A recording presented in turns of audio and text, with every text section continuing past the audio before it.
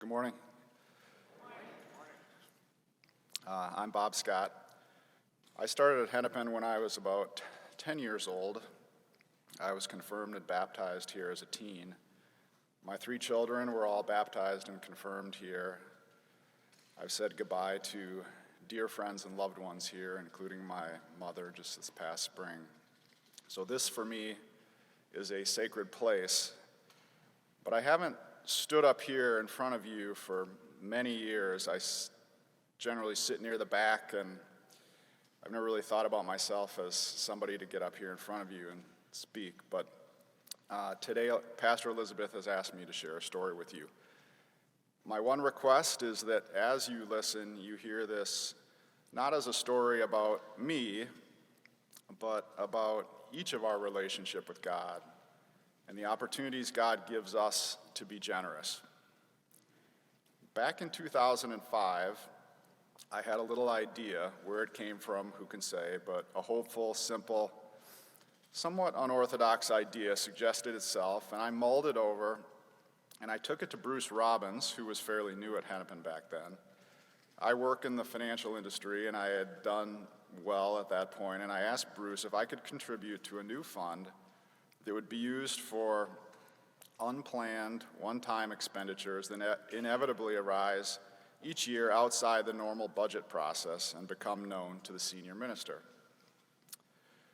I proposed the fund would have an annual foundation-like payout, would be in a position to grow principal through additional contributions, and mainly through investments which would be managed by me. We set up a legal document and started the fund with a $20,000 contribution.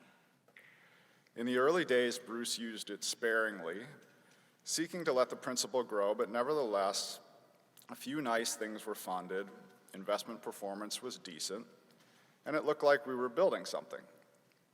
Then in 2008, the global financial crisis hit, and the fund, managed by me, lost 80% of its value.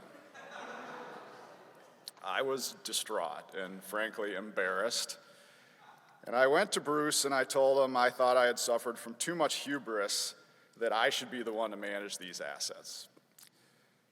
And, maybe we should just shut down the idea and put the funds into the Hennepin Foundation or something. Bruce listened in his kind and patient way and then basically said, I don't think so. Bruce said, this fund is a good idea, and I don't think this is the end of it. In addition, there's absolutely nothing wrong with a little hubris in the name of a good cause. We actually need a little bit more of that around here. So I left that meeting feeling more encouraged, and lo and behold, from that low point in 2008, investment performance improved and the fund became more effective. In 2017, for example, the fund contributed a total of $45,000 to emergency housing assistance, refugee settlement, and the Reconciling Ministry Network. In 2018, Hennepin had just finished a major capital campaign. Construction was underway on our exterior. You probably all remember that. And then came the discovery that we needed another $1.5 million because the building was falling apart in unforeseen ways. Pastor Judy was in a difficult position. She called me. I think she called a lot of people. I remember the call. I was sitting in a parking lot in Leadville, Colorado. Judy said, I'm trying to find this money, and do you think we can tap the fund for a chunk way outside the normal annual system?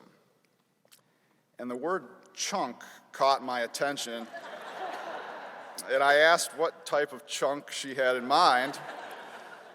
And she told me a number, and I realized in that moment that I had become somewhat personally attached to the growth of the fund because I felt my heart rate increase, and Judy claims that I made a coughing sound.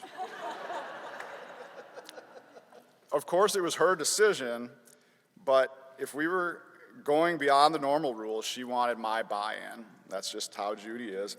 So I took a couple of days to think, and the more I thought about it, the better I felt. And then a feeling came over me that I would describe as a glow. And with that feeling came the insight that this fund was started years before, a tool to be used under unforeseen circumstances in the future. Here was a difficult circumstance in our midst, and the fund was there, able to respond.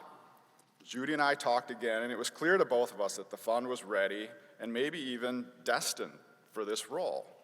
It contributed about 20% of the Second Mile Miracle Campaign. At the end of every year, Judy and I would meet to discuss the fund's annual performance and look at what was available for the new year.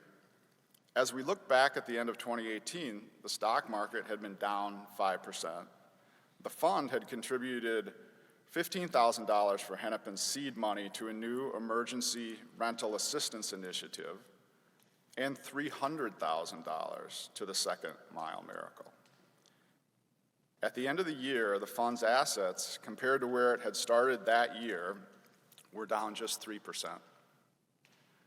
The new contributions during the year were minor, so the fund's investments pretty much completely offset what it had contributed to the church in 2018. It gave generously, and yet, in the end, was not depleted at all.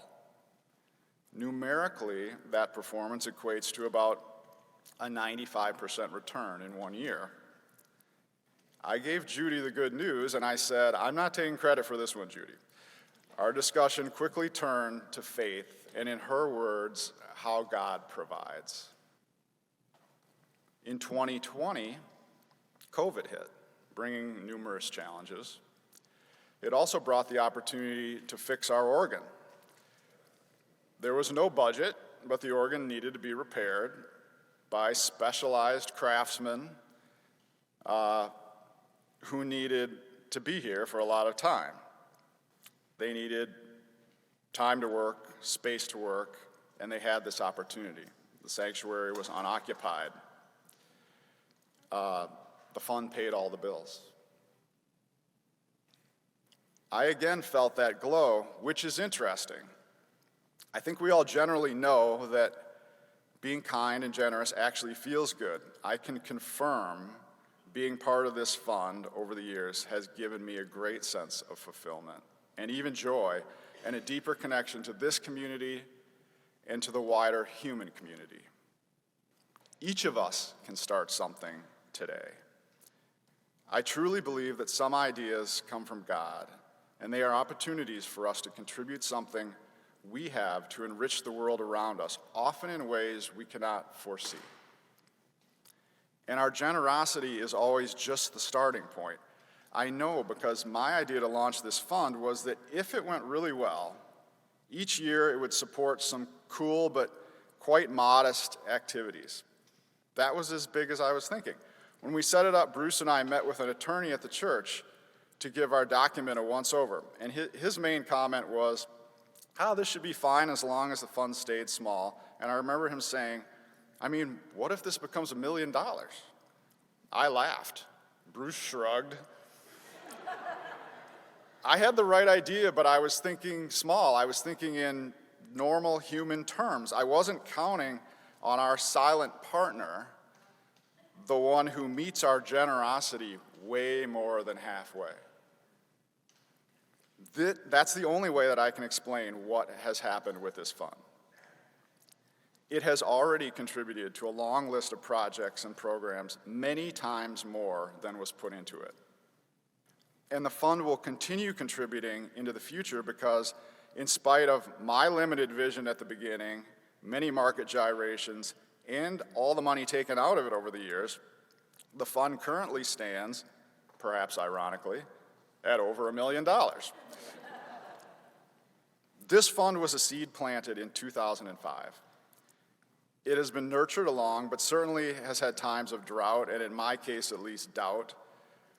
Yet it has borne fruit in ways that could not have been predicted at the beginning. I know each of us has wisps of ideas for planting a seed, repairing a relationship, extending a kindness, starting something, being generous. Where these ideas come from, who can say? But I think we all have the capacity for knowing and feeling the glow when one is really good, and for taking a small action. And I believe I have some evidence that when we are generous, God can dramatically multiply our good efforts in ways that benefit the world and even ourselves. Thank you.